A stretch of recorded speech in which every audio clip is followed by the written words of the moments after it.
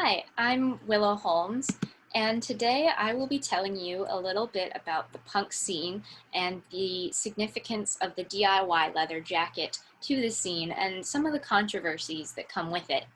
So before the times of plague, going to shows to, listen to music and bump shoulders with like-minded kids was one of my favorite things to do on the weekends.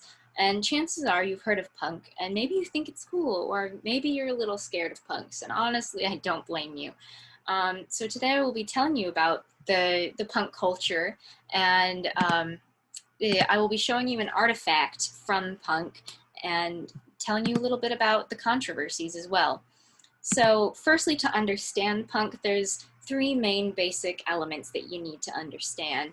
So punk, of course, is a music-based subculture that arose out of the UK rock scene in the 70s. And according to an article by Pitchfork, they claim that punk saved the genre of rock by giving it a new aggressive edge. And so part of punk music is very politically charged, angry lyrics, you know?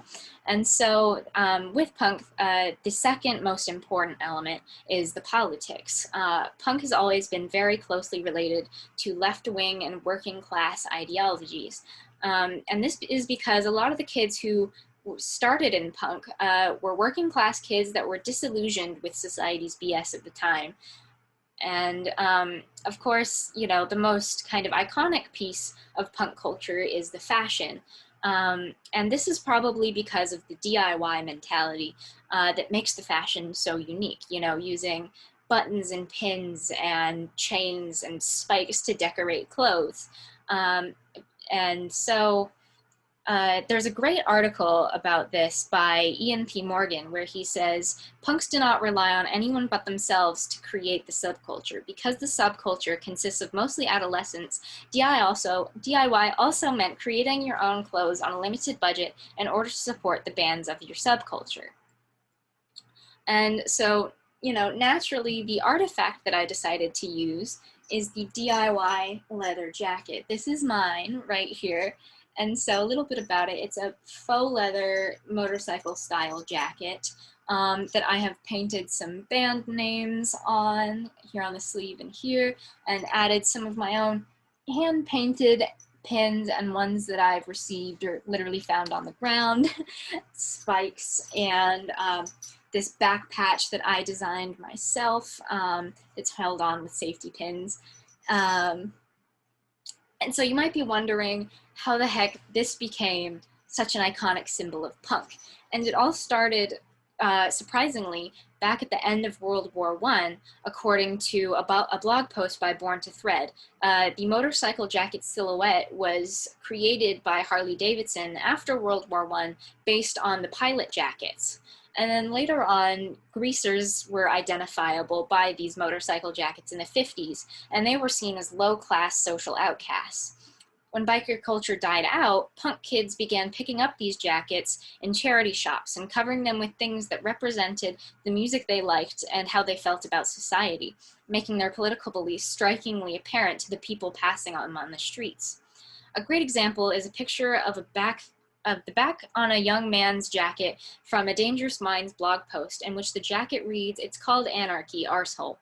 It also is a way punks find each other out and about and even discover new music by reading the names of bands on other people's jackets.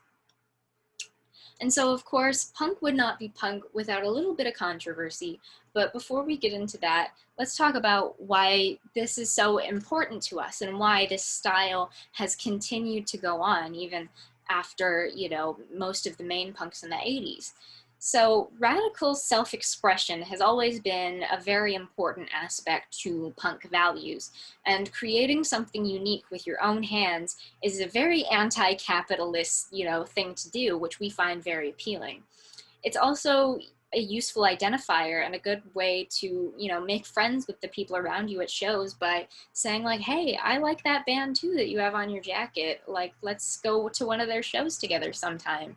Things like that, And so, of course, punk is a very controversial subculture because of its left-wing DNA.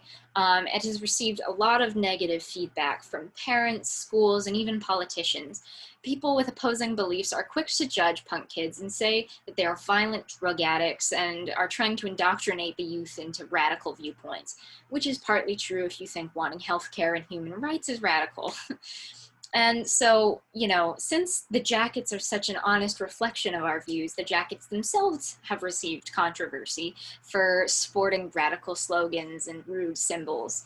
But from our perspective, though, punks take issue with high-end designers and fast fashion companies poorly ripping off this design and reproducing these hand-decorated jackets for profit. These reproductions often look tacky and are a slap in the face to the meaning behind the jacket. An article by Live Trigger about battle jackets says, remember that your punk jacket is your flag and a way to express your personality. If you buy an already made battle jacket, you should show everybody that you don't have a personality. So, I mean, there you have it right there. To have a punk jacket, you really have to make it your own. So to recap, today I've introduced you to the punk culture and why these DIY leather jackets right here are so, so important to us. I hope you've learned a few things, and maybe next time you go to the mall and you see a leather jacket that's covered with studs that you like, maybe consider channeling some DIY punk attitude and coming up with something uniquely your own. Thank you for your time.